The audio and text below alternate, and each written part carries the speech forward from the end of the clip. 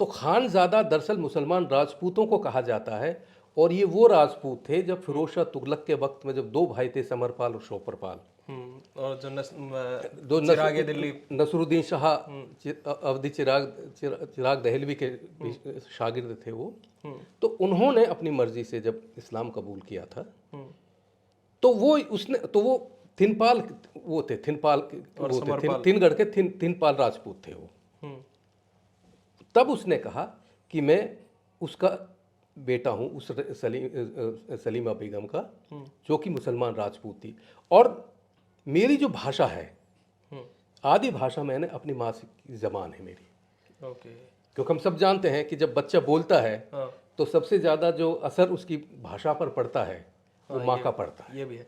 तो सर जो आप से मैं दोबारा उसी पे आते हैं, मेव जो है, हाँ मेव और खानजादा, जैसे मेवात को रूल भी इन्होंने ही किया है और सबसे ज्यादा वो रहे हैं। तो खानजादा मतलब जो सॉर्ट ऑफ रूल करते थे, रूलर थे वो थे, और मेव की अलग हिस्ट्री है। तो एक तो इनका डिफरेंस क्या है, और फिर मेव असली में है कौन? देखिए, इसमें दरअसल मेवात में ये खानज़ादा, एक चीज़ और ध्यान देने वाली बात है कि खानज़ादा सिर्फ मेवात में ही मिलेंगे आपको। अच्छा। कहीं इस देश में मेवात के अलावा खानज़ादा और कहीं नहीं मिलेंगे। तो खानज़ादा जो, जैसे मैंने बताया कि फिरोज शाह तुगलक के वक्त में जो दो भाई थे, समरपाल और शोपरपाल, उन्होंने इस्लाम कबूल किया था।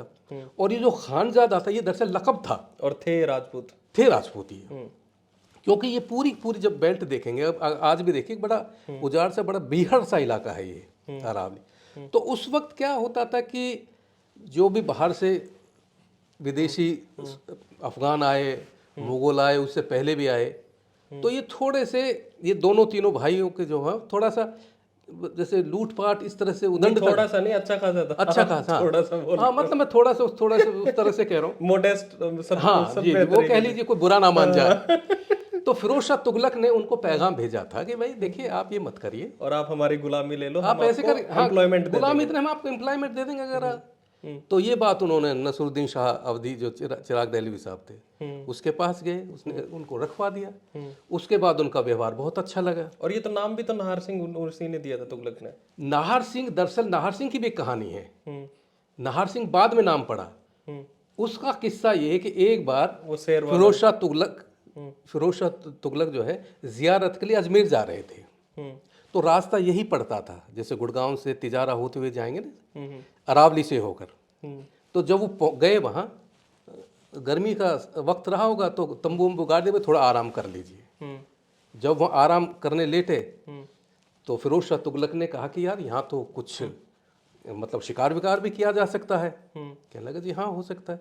जब वो शिकार के लिए निकले, अचानक उनको एक शेर दिखाई दिया, और जैसी नज़र पड़ी, तो शेर के शिकार के लिए फिरोज शाह तुगलक ने जो है ना अपना तीर वीर निकाल लिया। तो जो समरपाल था, उन्होंने उसका कहा कि हुजूर, शेर का शिकार दूर से नहीं किया जाता, मज़ा तो तब है जब तलवार के साथ उसके सामने जाकर किया। तो फिरोज शाह तुगलक को ये बात नागवार से गुजरी। कहने लगे ये बात है, तो कहने लगे ये पकड़ तलवार और तू जा फटाफट। और इससे पहले कि शेर उस पर झपट्टा मारता, समरपाल ने उसके सर को कलम कर दिया। अच्छा। मतलब फिरोज शाह तुगलक की आंखें बंद, कि उसके बाद क्या उसे पता नहीं। बाद में जब उस पता होश आया, तो पता चला कि उसकी गर्दन एक तरफ थी। तो उस शिकार के बाद आपको पता होगा आदित्य कि हमारे मेवात में, इस इलाके में, शेर को नाहर भी कहते हैं, कि नाहर को मारा उसने। हाँ। तो उस शेर को या नाहर को मारने के बाद उन्होंने उसको नाहर खां उसका नाम रख दिया, फिरोज शाह तुगलक ने। और उसके बाद जब फिरोज शाह तुगलक का वक्त निकल गया, जब तैमूर लंग, अमीर तैमूर जिसको कहते हैं, जो इस हिंदुस्तान में आया, तो उसने ये पता किया कि भाई यहाँ कौन कौन से समुदाय, जातियाँ ऐसी हैं कि जो बड़ी खतरनाक है, कुछ ऐसे। तो उनको इन मेवातियों के बारे में भी पता चला, ये निडर है, डरते भाई कि हाँ, ये शाम को बड़े उदंड है, और यहाँ से तो इनकी वजह से तो दिल्ली के दरवाजे बंद हो जाते हैं। हाँ। अच्छा, उदंडता करे और उसमें काला पहाड़ में छिप जाए। तो उसने अपने 2 स्पेशलार भेजे पहले, कि भाई तुम जाओ, जो कुछ होगा तुम्हारे साथ ही होगा। जब वो गए उसके पास नाहर खां के, ये इसका तिजारा से आगे इंदौर है, एक इंदौर का किला, अच्छा, इंदौर इंदौर नाम है, गांव है। ओके। और उसके साथ एक जगह और है सरेटा वगैरह, और एक जगह और जहाँ फिरोज शाह तुगलक ने इनके, एक अभी भी मस्जिद है वो फिरोज शाह तुगलक के वक्त की, जो कि आखिर में इनको बनवाई थी नाहर खां को ही, जिस नाहर खां की मस्जिद वगैरह बनवाई ही, बहुत विशाल है, अभी भी है। तो उसको जो है उसने क्या नाम, नाहर खां को, मतलब वो उनकी राजधानी थी अच्छा। इंदौर। अब तो वहाँ खंडर है, अभी भी है वहाँ, तो उनकी राजधानी। तो जब उसने भेजा अपने सैनिकों को कि भाई उसका तुम पता करके आओ, टटोल के आओ, वो आदमी सचमुच ऐसा है जिनके बारे में कहा जाता है। तो वो जब वापस आए तो उन्होंने कहा जी वो तो ऐसी बातों में उसने तुम्हारी खूब खातिर तवज्जो की, बड़ी आवा भगत की, तो ऐसे तो बात नहीं जैसा कहा गया है।